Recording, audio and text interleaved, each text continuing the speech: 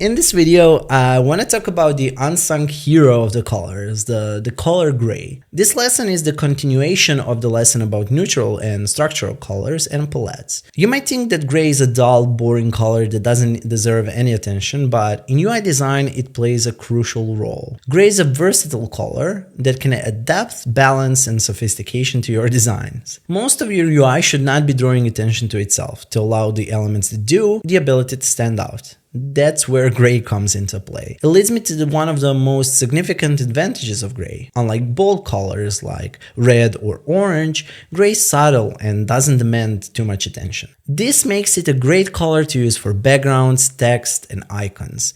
By using a muted color like gray, you allow the other elements on your UI to stand out.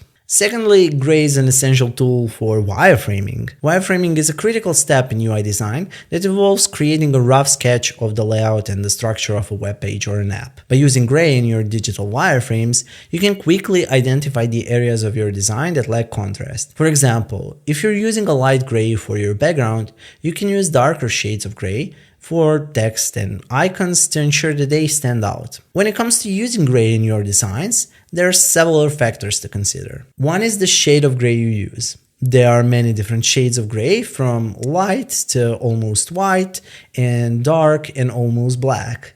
The shade of gray you choose can have a significant impact on the mood and the tone of your design. Another factor to consider is the contrast between your gray and other elements on the page. As I mentioned earlier, using gray for your text or icons can be a great way to ensure contrast, but you also need to consider the contrast between the different shades of gray. If you're using multiple shades of gray in your design, which most likely you will do, make sure that there is enough contrast between them to avoid creating a muddy, indistinct look. Gray may seem like a simple color, but it's a powerful tool in UI design. One of the best ones to master early. By using gray for backgrounds, wireframing, and creating contrast, you can create designs that are sophisticated, balanced, and easy on the eyes. The more utility-driven apps, mobile and web both, usually have the majority of their interface in shades of gray. Just compare this real app design from a couple of important and successful products and compare it to the things you might see on Dribbble. It's clear that one is just a play project that would never see the light of day.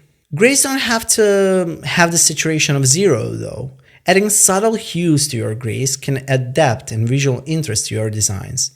It can also help you with branding. In UI design, the concept of white light is often used to indicate the presence of a light in a design. However, it's important to remember that white light in a design should not be a pure white color.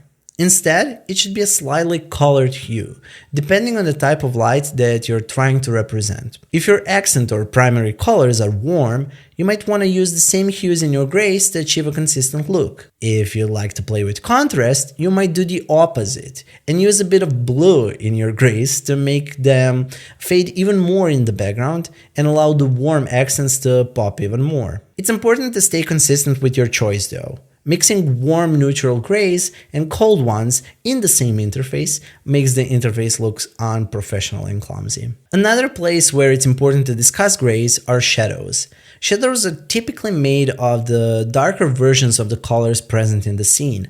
They're not gray. When creating shadows in UI design, it's important to consider the light source and the colors present in the design. For example, if you're creating a shadow for a blue button on a white background, the shadow should be darker shade of blue rather than gray. Shadows are connected to elevation, so if you don't want to use shadows in your UI design, you can use levels of gray to signal the elevation levels. We naturally expect the objects that are closest to us to be white as they're fully lit. That's why it feels weird to see gray on top of a white floating card. It just feels like it was cut out from the background. It goes against how we see objects in real life. I also want to touch upon the topic of black. While black and white are often considered to be classic color combinations, it's true that using pure black text on a pure white background can be extremely harsh on the eyes and make reading difficult, especially for longer periods of time. Instead, I'd recommend you to use a very dark gray or charcoal color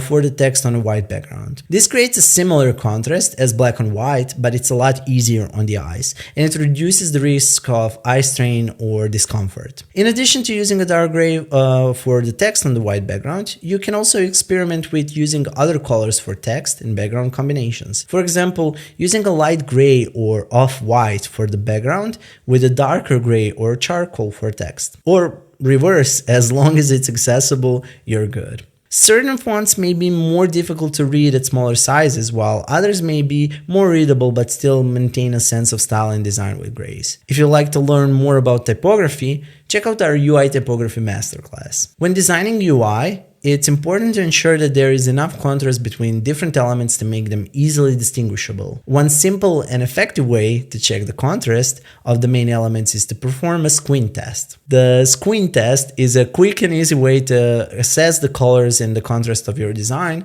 and can be done at any stage in the design process. It can also help identify potential accessibility issues for users with visual impairments, as low contrast can be particularly problematic for these users. The best way to check for accessibility when it comes to colors are numerous available contrast checkers you can use. There are two more topics I'd love to discuss when it comes to gray and how it's used in UI design. Using gray for dividers and strokes can be a great way to create visual separation between different elements in your design. The shade of gray you choose for dividers and strokes will depend on the overall color scheme and the mood of your design. If it's a repeating element, going more subtle might be better. If you need a strong visual division between elements, making the divider more noticeable might be the way to go.